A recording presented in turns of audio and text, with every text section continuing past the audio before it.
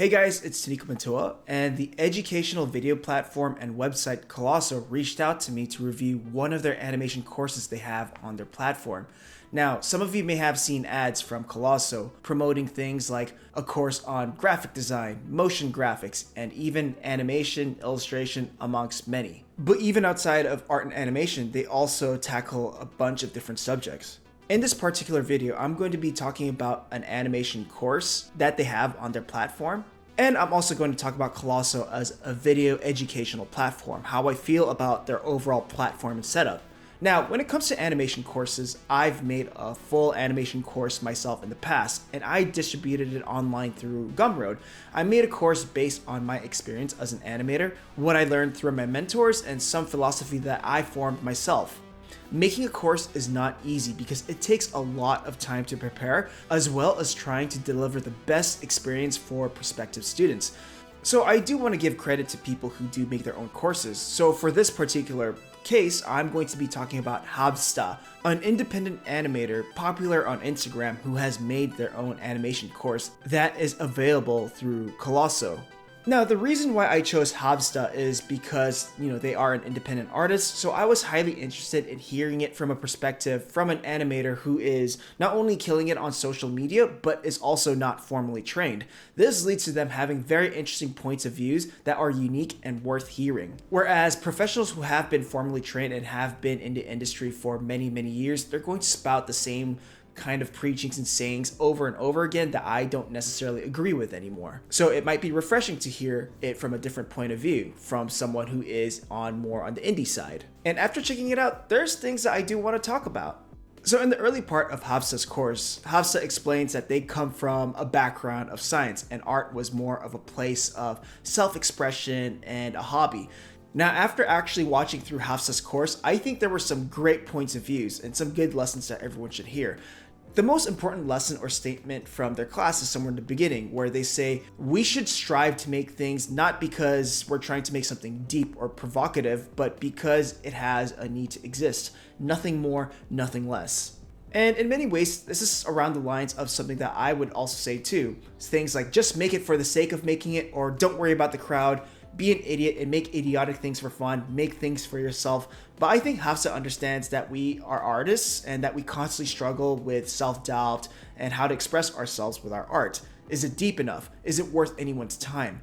Is it good enough? Just saying the only thing your personal work needs to do is just to exist, that's it, is one of the most freeing things any self-doubting artist needs to hear. And you actually feel this in their work too. They're all little vignettes, they're all little moments that aren't necessarily deep or anything connected, but they're a moment. It's fun, it's experimental, it's cool to look at. It leaves you wanting more, even though it's not deep. And there's also some good preachings that Habsta has, like understand your own limitations. It's okay to work on multiple projects, stop at a certain stage, move on to another one, rest from a certain project and return when you feel rested and when you feel ready to come back to it. And another one that they mentioned, know how to hold yourself back. I've been trying to get more into economic or limited animation, and it's hard for me to resist the temptation of adding more production quality and value to my own work, even though I know I need to train myself in when to leave things alone. Habsta also animates primarily on an iPad, which could be a top choice for some of y'all out there. They use Flip-a-Clip as well as Procreate. Flip-a-Clip for animation, Procreate for colors, background, and maybe even storyboarding. They demonstrate it in their Coloso course with a respective video for each of them and how to use it. Now, it's cool that they have a part on where they do run through their tools for those completely new to those apps and for those who want to make content using those apps.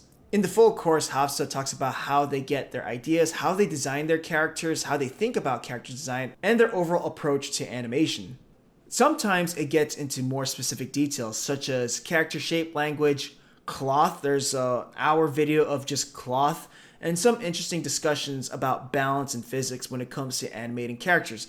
There are some pointers in the video that I don't necessarily think about when I personally animate, but it's also good to know because, again, I need all these different points of views to help me think differently about animation. There's some pretty good chapters on how they think about color for their personal animation work, background design, perspective, thumbnailing, value, composition, things that are very important when you're trying to come up with engaging visuals or when you're trying to come up with interesting compositions for storyboarding. So out of the whole course, this part was probably my favorite. There's a whole section on effects animation, and I find the way they talk about physics accompanied with the effects animation on screen intriguing.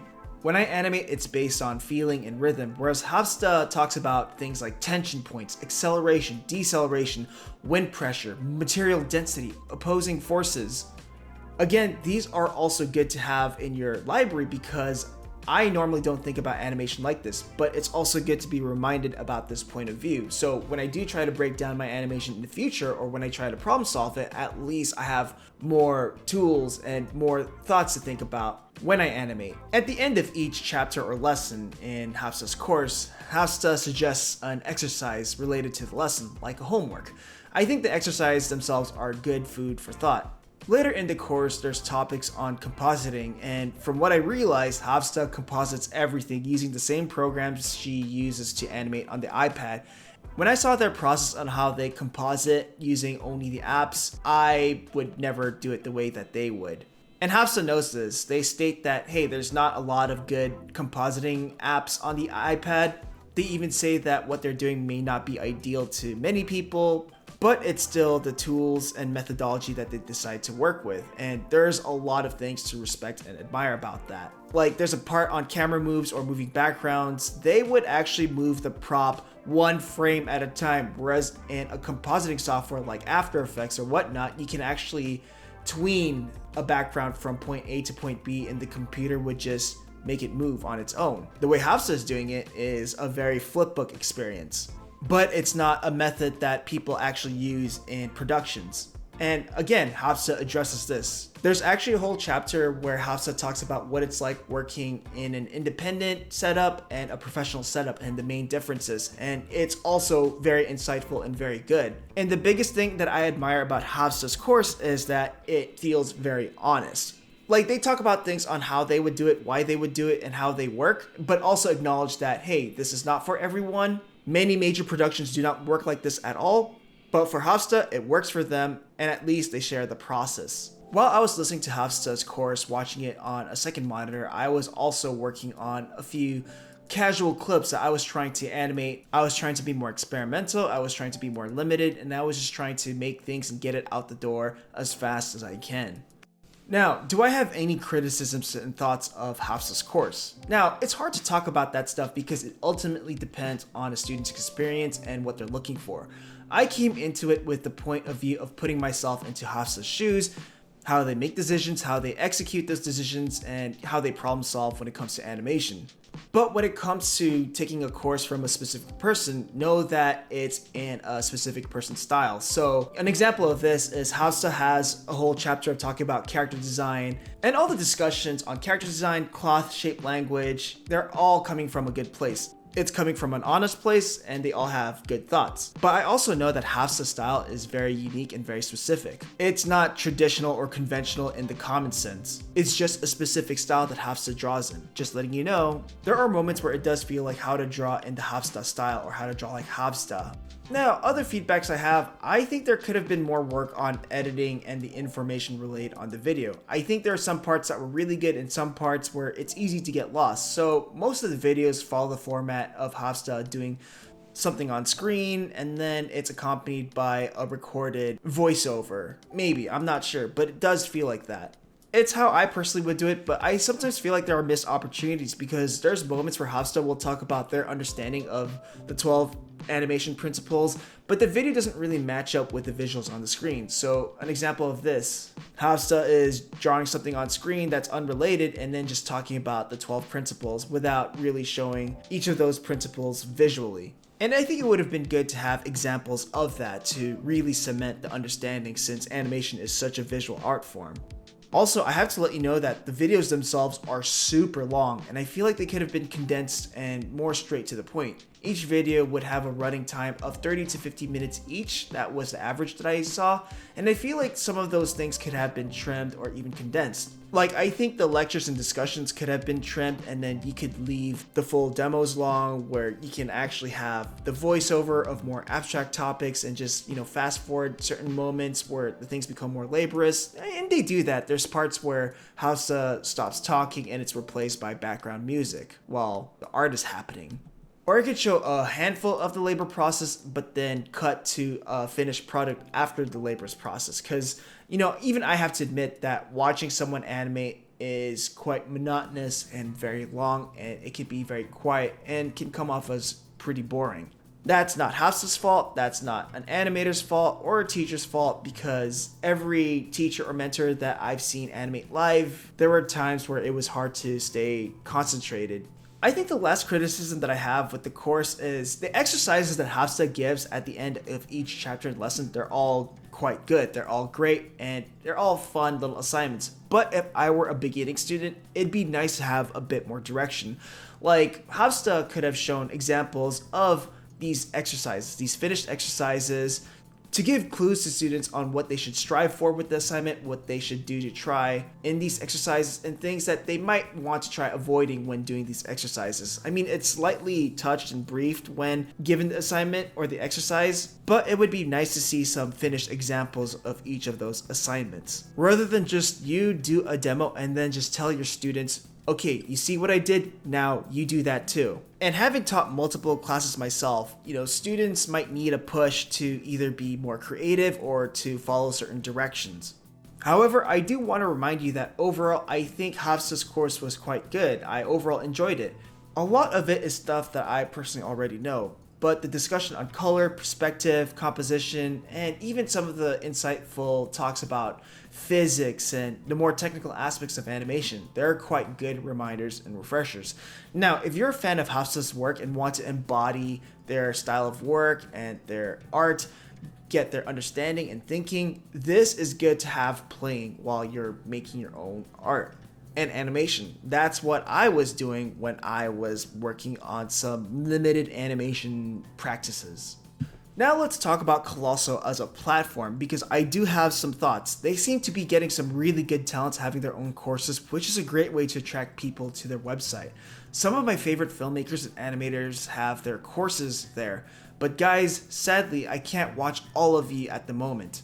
I need to watch more to get an idea of how Coloso works or the overall type of branding that they have for each of those courses. I took another one from Junghyun, which is an action animation course, and that one was pretty good too. It was more traditional, and if you're interested in action animation, that's one to really look at. And I mean, most of these lectures follow a certain format of here's what's happening on the screen. It could be pre-recorded or it could be recorded. So I think some parts of Junghyun's course is that it was live, so he was doing the demo on screen while talking at the same time, and you can feel it. And honestly, I do prefer those types of lectures because it does feel like I'm in an actual lecture or a recorded lecture. Now, I did do a course with Skillshare that might come out soon, and I will say that Skillshare does have a certain brand, and I was even working with a director that coached me in how I present information so that it remains consistent with every other course on Skillshare itself. Okay, so back to Coloso. Now, the thing about Coloso is after you get your course, you don't really get to keep them. I think they do expire because my courses expire within a year. Now, whether you have opinions about this business plan, I'm just letting you know that this is a circumstance, for me at least. Now, as a streaming video player itself, I did encounter technical problems. It's crashed on me a bunch of times or just lost connection. So I did have to refresh a bunch of times when I was watching the courses themselves. So when I have something like Coloso playing the background, I like to work on my own stuff. And when I work on my own stuff, I tend to record my process. I document it. I use OBS to record my own screen. But the thing is that Coloso, whenever you have a course playing, it will prevent OBS from opening up. Some streaming apps will show a blank screen or will have a little message that says like, hey, no recording, asshole. But Coloso prevents me from actually opening up a screen recording app for my own personal work. But this doesn't just happen to OBS, it also happens with normal functions like copy and paste. Like I was trying to copy and paste an image from a different window or a different program, but when I pasted it into my actual work, it'll say, oh no, there was an error. Also, I can't print screen. I can't like screen capture, like take a screenshot of something on screen while I have a coloso course playing. It won't allow that to happen. And that also kind of prevented me from doing things for my own work. I copy and paste assets all the time. Like if I wanted to reuse something or if I needed to reuse a drawing, it just prevented me from doing that. These problems that I've stated, I've talked to other people who paid for coloso classes, and they mentioned that the technical issues, as well as like the app not allowing them to do things like copy and paste or print screen or screenshots outside of the coloso thing, it turned them away from coloso. They didn't even want to load up a coloso video or even take a course anymore because of the technical issues and the security issues. Maybe that's something coloso can address. I'm not really sure what the perfect solution is. Maybe there's a middle ground here, but this is something that I've noticed from people who talk about coloso. But one major thought or criticism that I have for coloso that they can think about for the future is work on its relationship with the community and the students more. Like maybe a little box or a little tab where students can upload the exercises the teachers would recommend, and they could share it together where every student or everyone taking the class can see what they can do after what they've learned from the following teacher. No doubt it'll inspire, motivate, and make the direction clear for beginning students and show that everyone else can have different styles. Look, Skillshare does this where students can turn in their assignments for everyone to see, and so does a place like Project City. If anything, if Coloso wants to be this major collective platform of education, I think they can work more on their community building. I think that might be a good next step for Coloso if they want to see themselves as more of a good educational alternative platform. Now here's the thing that I like about Coloso. They seem to be getting some really talented individuals, and it seems like a healthy mix. There's independent artists, there's full-time mainstream artists that teach practical industry related workflows, there's animators that specialize in fundamentals, and then there's animators that specialize in things like action or effects. So there's a lot of really interesting niches that looks really appealing to me. A place like Skillshare would try to make their courses accessible to anyone. So an animation course from there is not specifically targeting super serious animation people, but more accessible to the general masses. In a place like Project City, you get the same teachers teaching the same classes again and again. You know, there's storyboarding, there's animation, there's character design. They're all taught by the same roster of people that are close to Project City. But I think that place is just meant for people to just make projects, to make animatics and reels, and eventually even animation. And the cool thing about Coloso is that it's not just one